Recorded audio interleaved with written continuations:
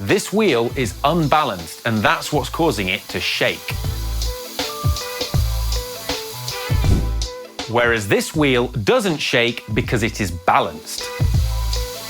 Mechanical engineers see this as a big problem and a huge gain that we could make to our bike wheels to make them faster and handle better. If a wheel is not balanced, then it will bounce around and create vibration. And this is something that is deemed crucial for cars and motorbikes. However, despite being cheap, it's not widely done on bikes, which raises a couple of questions. Is this a huge performance advantage we're all missing out on? And if it is, why are riders not doing it? We decided to investigate by speaking to experts, visiting a state-of-the-art lab, and performing our own tests and experiments. And the results blew our minds.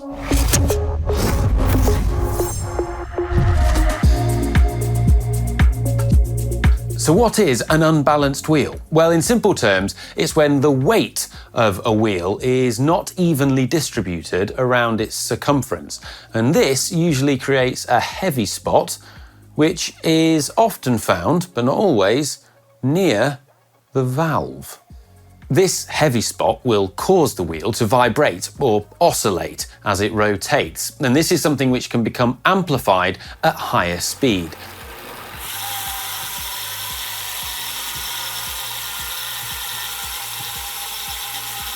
You can see that as this wheel decelerates, the amount of shaking and vibration changes.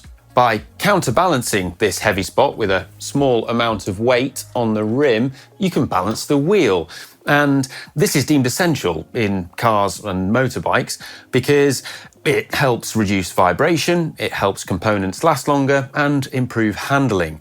And that's why you often see little wheel weights applied on the inside of car wheels.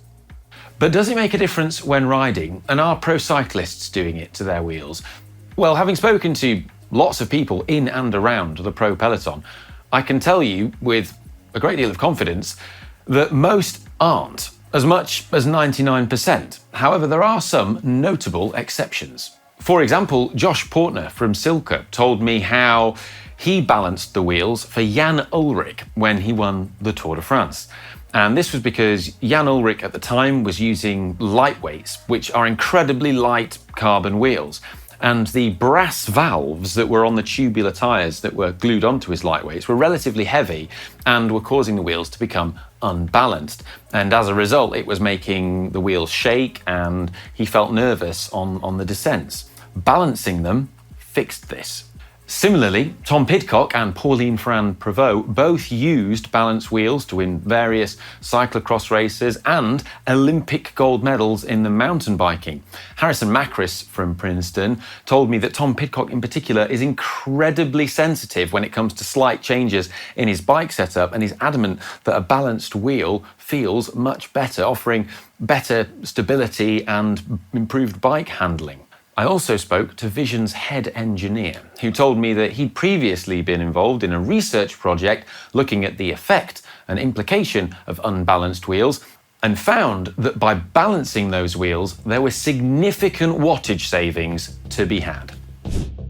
But could we measure this? To find out how much difference it could make, I first had to balance some wheels, which was easier said than done.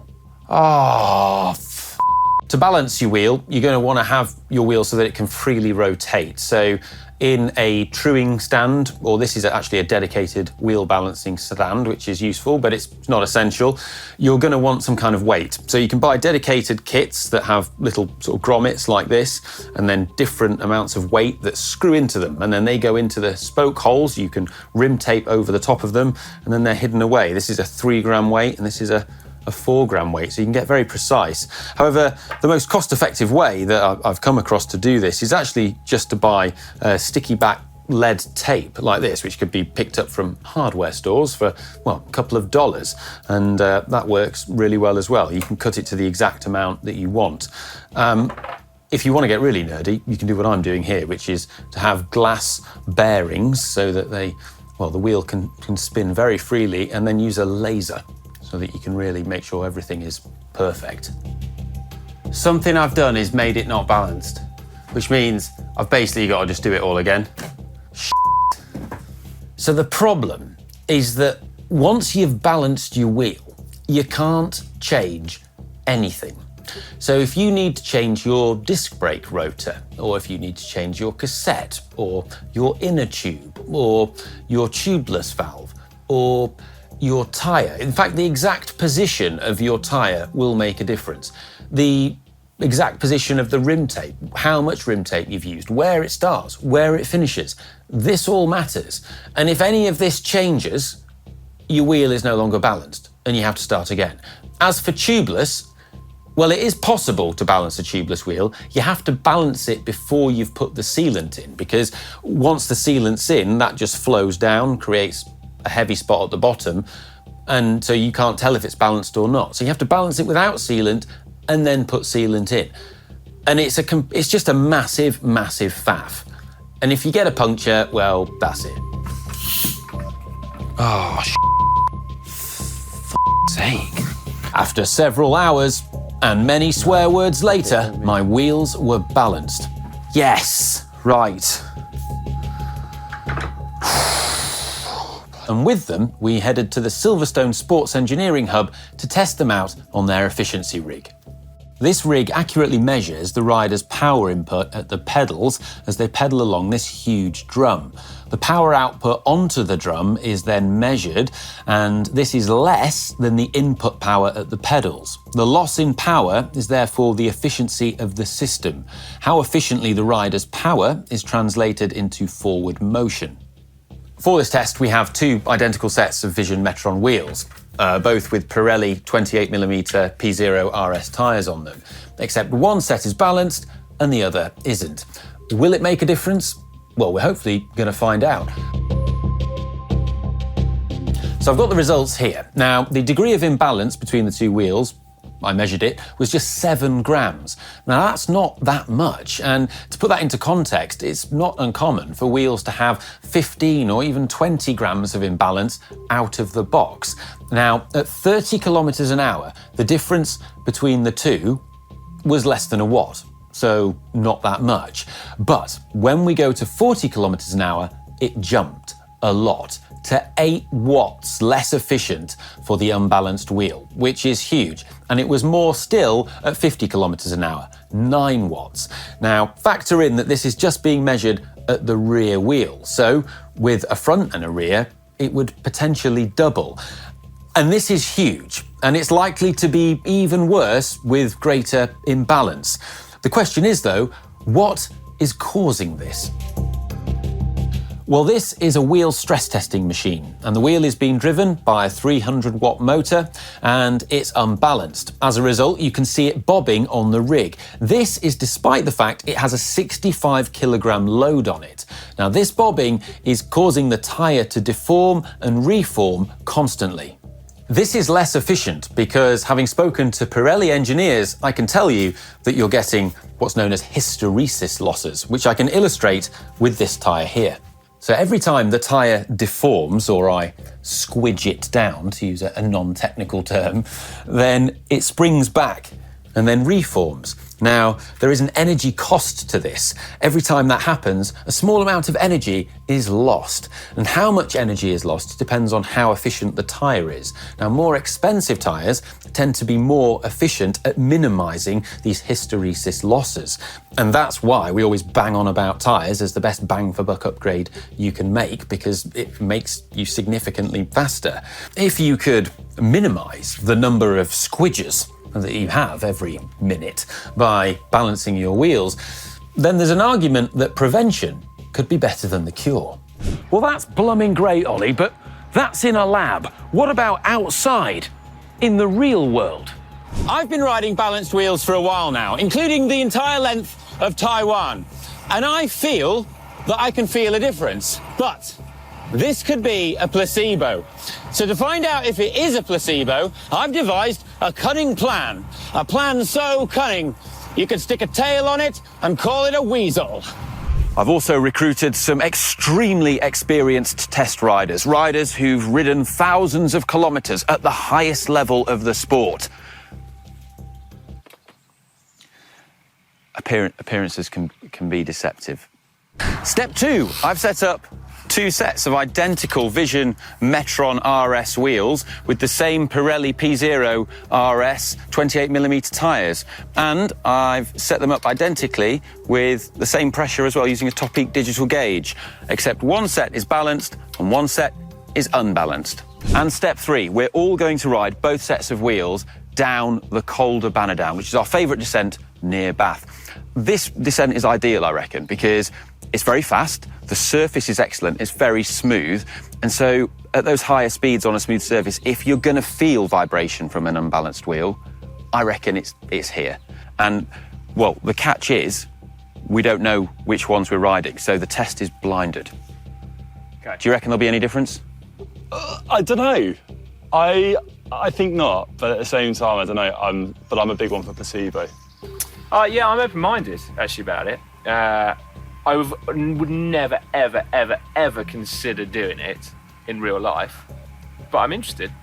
You say it's wheels we're testing, not cheap versus expensive shoes. Okay, just checking. Right, Connor, you're up first. Let's go. I reckon these are balanced. Already, I think they are. Feels comfy. Bike's handling well. I reckon these are balanced. It's 64 km/h now. 70.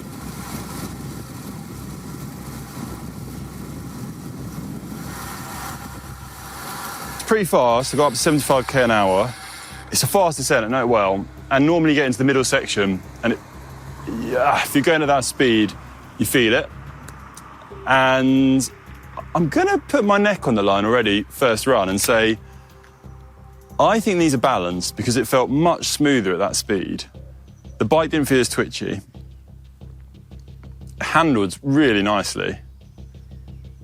And you didn't have that slightly kind of like out of control feeling at those high speeds. So yeah, for starters, going to say this is balanced, but I've still got a run to do. Let's see how that one goes. See if I can notice any difference. Back to the top. Okay.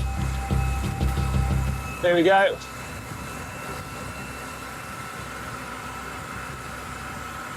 Okay. First thought, they're not balanced. That's my gut feel. If I was pedalling, I wouldn't bat an eyelid right now, but as soon as I'm thinking about it, it does actually feel like something's going on.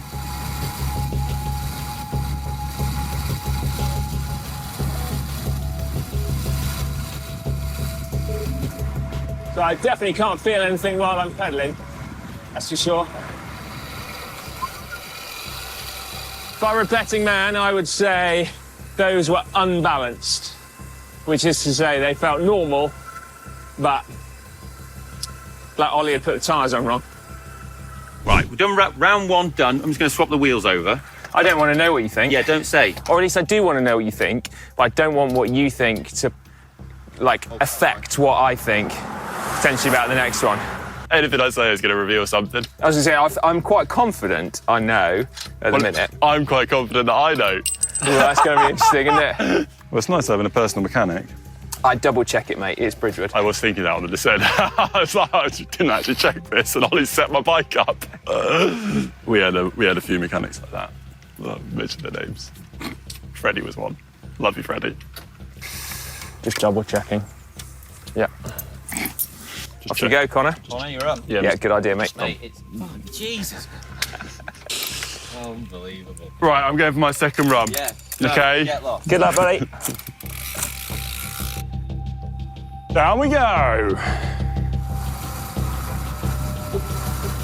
Yeah, these aren't balanced. Definitely not. 52, 53 km/h.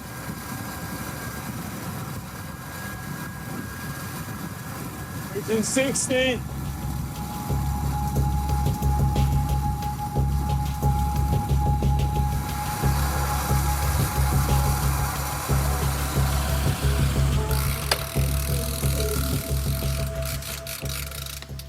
Yeah, these are unbalanced. I'm convinced of it. With it night and day. you can feel it. You can feel like a bit of more wobble. Didn't feel as planted, I think. And once you got to a higher speed, like over 60, 70k an hour, it just felt like you didn't have quite as much control. You were just feeling like the bike wasn't like naturally keeping to its line, if that makes sense. Was I right or not, though? I'm not sure. But I am sure. Unbalanced, first run balanced. Too soon to tell. It's interesting, you can't tell the difference when pedalling, I don't think. So let's see.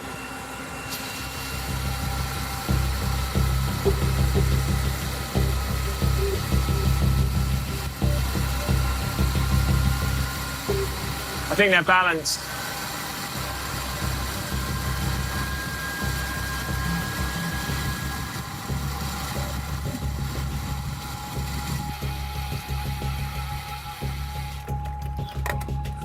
So, I'm going to stick with my original feeling, which is that the first lot weren't balanced and these lot are. But what's also interesting is when you start really trying to think about it, it's quite hard to isolate it from any kind of vibrations coming up from the road. I'm convinced I can feel a difference. If you can, I mean, that's amazing. And if you're, well, we'll have to see if you're right. You might be completely wrong. Might be wrong. I'm excited to see. I'm going to do my runs. I kind of hope I'm wrong after seeing the faff you went through this morning to balance them. The thing is, it's like you've ridden with unbalanced wheels all the time. It's when, but riding them back to back. You really feel it. You feel it 100%. 100% feel it. You reckon? 100%. 100%. So yeah, on the unbalanced ones, it felt a little bit like Ollie had put the tyre on wrong and there was a flat spot. Like, it was that kind of like noticeable. But what's interesting is going onto these and thinking like, oh, are they definitely balanced? My biggest thing was when I was coming into that fast bend at the bottom in that right-hander. Yeah. Like, on the balance set, it just didn't feel like I was going at the speed I was. It felt like calm. But then on the unbalanced, I noticed the speed a lot more. I felt like it felt fast. Okay, right, I'm going to put you out your misery. You were both right. You both felt the balance. Were we? We were right. Interesting. It's a relief. Yeah. Well, no, but I've always felt that I could feel it, but I always knew that they were balanced. Yeah. So, go on, Ollie. You swap my wheels. I'm going to hide around here, so I don't know which one. Yeah, no pressure, buddy. He's going to put one of each in. Right, stay around there, Ollie. We're not ready for you yet. I wonder whether the fact that the tyre pressure was harder for me than it was for you. So there was the exact tyre pressure in each set, wasn't there? Yeah, but you weigh I weigh more, like an extra 15 kilos or something. So he's got unbalanced in the back, balanced in the front. Okay, right, run one. Don't know what they are. I can feel a little bit of bobbing, like ever so slight, but I can feel some little bumping and bobbing on the tyre, particularly on the front.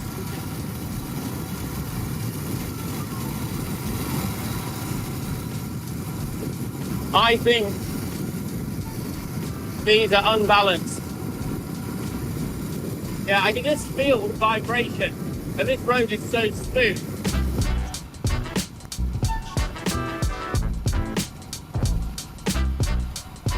So I'm going to reserve complete judgment until I've ridden the other set. But first impressions, this is unbalanced. I could feel some bobbing and some vibration coming through, even when the road was really smooth. So first impressions on these wheels, and this feels noticeably smoother on this road. Oh, that corner feels beautiful. And this is over 70k an hour, you know, this is fast down here. So after that run, I'm sticking with my original thing. I think that the first one was unbalanced and these are balanced. I feel like this was just a lot smoother and the bike just wasn't vibrating and bobbing as much. I noticed it, like Connor said, in the corners. Those corners are really quick and I just felt the bike just gave me more confidence and I feel like I had more grip in the tyres. Yeah, I hope I'm right. He's back. 2 runs down. These are balanced. Sure? Positive. Why? It feels way smoother. Compared And to like what first? you're saying, like it's just generally just on the straight bits, it's just not like doing this. Just it's not doing that as much. Okay. And then on the corners, oh, it just feels so smooth. Like you just feel like carving. Like you just got more confidence. Okay, And if I'm wrong, this is hilarious. so I need to come straight with you. This wasn't my idea. So you can blame Si, he's had to shoot off. So you're giving me like half a balanced setup and half an unbalanced setup. I reckon that's maybe what you've done. Yeah. Yeah. Yeah. Because I was still getting some bobbing. Okay then, which one do you think's which? I think my rear one is unbalanced. It's balanced. Is it? Yeah. Say, do that again. It felt smoother for me that second time. And the unbalance felt nice as well, but the balance felt really nice. It's like that little bit of... Yeah. Bastards. They tricked me. So one of my wheels was balanced and the other wasn't.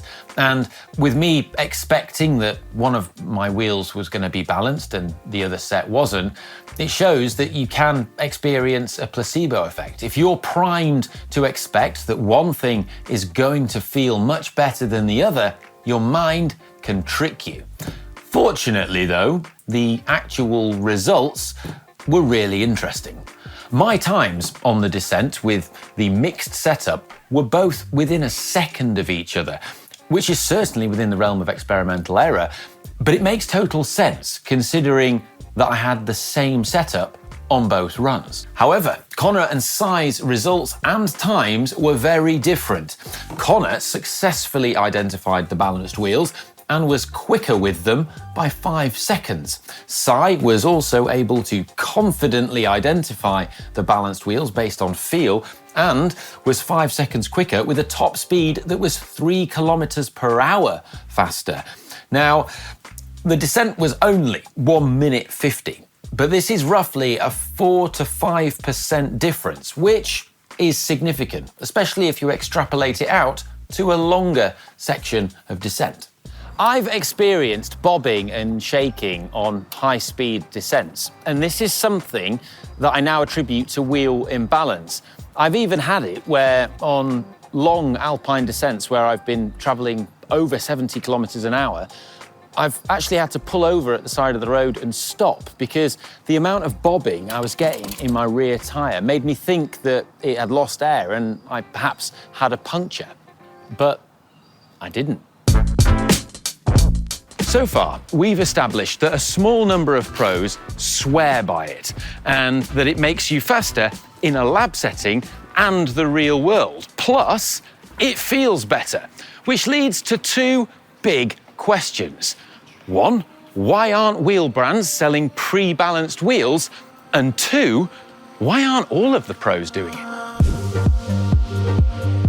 With regards to pro teams, the issue is one of logistics.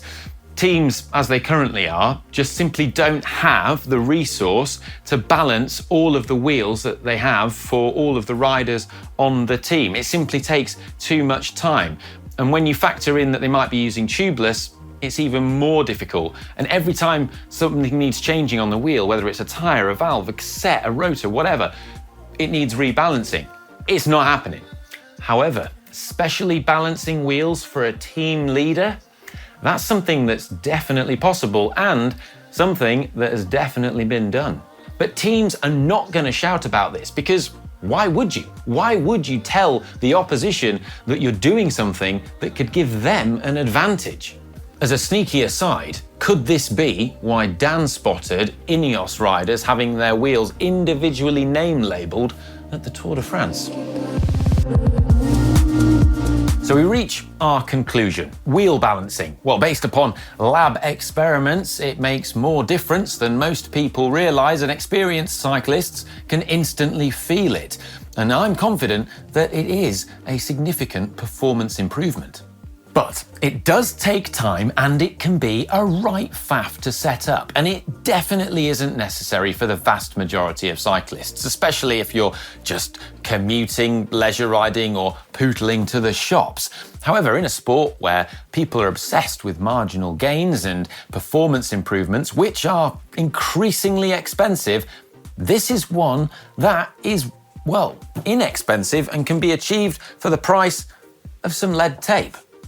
And I'm going to attempt a world record, top secret, in a month. And for that, I would definitely want to use balanced wheels.